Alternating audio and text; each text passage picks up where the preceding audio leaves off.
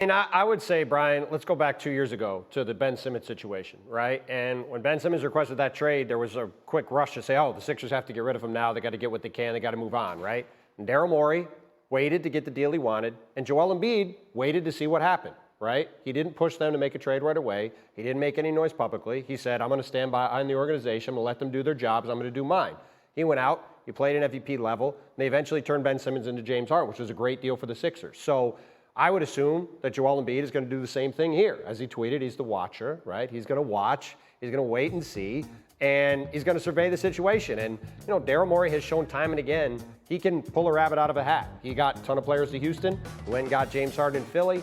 He has shown an ability to go get players. So let's see if he can do it again. Zach, give me your take on this. This isn't on Joel Embiid. Let's not put this on Joel Embiid. He can do what he wants, to be clear. If he wants to recruit, that's fine. If he wants to call James Harden and say, hey, man, I know there's some hard feelings about money, about contract offers, whatever. Can you come back? We think we can win. That's fine, too. This isn't on Joel Embiid. He didn't request a trade. He's not the front office. It's on all of those people. And just think about everything that has happened to the Philadelphia 76ers since Joel Embiid finally got healthy from those foot injuries. We've had Twitter scandals. We've had not one, but two #1 picks in the draft either forget how to shoot or never learn how to shoot. We've had trade requests. Everything has changed around him. He's been their beacon of stability more or less since he got healthy from the foot stuff. I'm not putting this on him. He can do whatever he wants. I see you shaking your head, Harry. Well, I would say for Joel Embiid, no, it's not his job to do it, but if he wants to win, I will be trying to recruit Dame.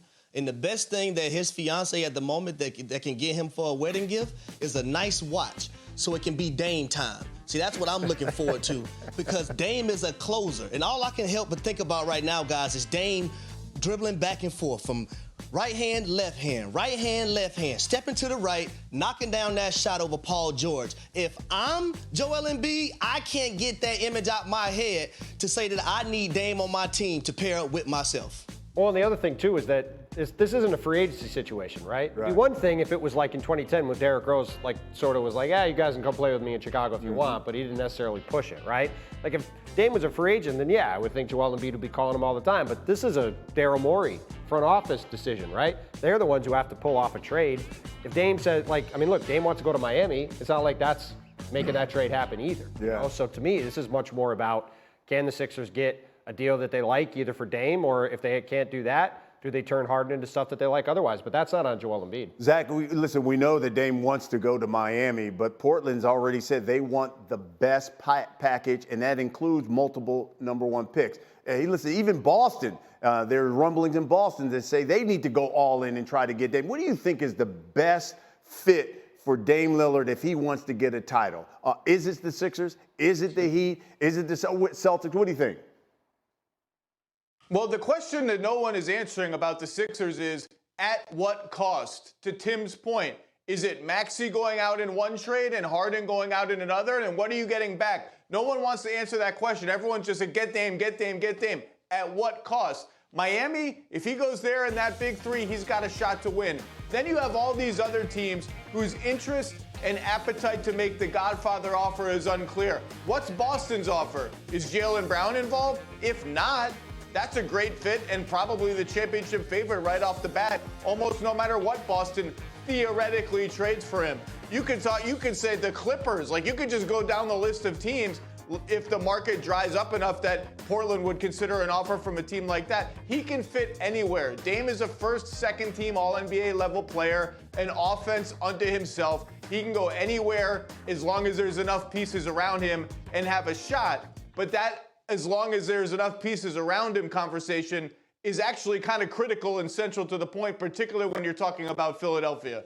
I love that you pointed that out, Zach, because when we had our conversation, the one thing he said is, listen, I'd love to go to Miami, things of that nature. He said, but I want to make sure, too, that when I go to somewhere, there's still enough around me where we can contend. Harry, what do you think? What would be the best place for Dame Lillard if he wants to win the title? Honestly, I'm going to say Miami. Being able to pair up with Jimmy Butler and Bam Adebayo, it would also add that point guard position in which they lost Gabe Vincent to the Los Angeles Lakers. And then I don't think you could just bank on Kyle Lowry. But those three guys together, I think, will be able to contend for an NBA championship. The Miami Heat were able to get there without Damian Lillard, but they couldn't close the deal. You add a guy like of his caliber to that roster, and I think Miami would be feasible to contend and try to win it. So does KD have enough pieces around him as it stands right now to win the title? Yeah, I mean, certainly, if we are sitting here in a year and we're talking about the Suns as the defending NBA champions at that point, I don't think anybody's going to be shocked, right? They've got a tremendous big three. DeAndre Ayton is a very good center, and they've done a nice job at free agency, adding as well as you can in the minimum market to get some pieces around them, most notably Eric Gordon, really nice pickup from the Clippers. But they added some youth, some defensive guys, some length around them. So, look, they certainly are good enough to win the West. They have a very high ceiling, but again, I go back to the depth and I go back to the injury issues. It's hard for me to make them the favorites, because they have so many questions about whether they can reach their ceiling, but their ceiling's as high as anybody. Yeah, Zach, so where does Durant and the Suns stack up in the West, especially when you talk about the depth, and then DeAndre Ayton, whether or not he's going to be there and accept the role? Yeah, first of all, when we ask questions like, do the Suns have enough around Kevin Durant to win the title, 28 other teams in the league are laughing and rolling their eyes. Oh, poor Suns. They only have Devin Booker and Bradley Beal and Kevin Durant, DeAndre Ayton and Eric Gordon on the minimum and a bunch of other good guys on the minimum.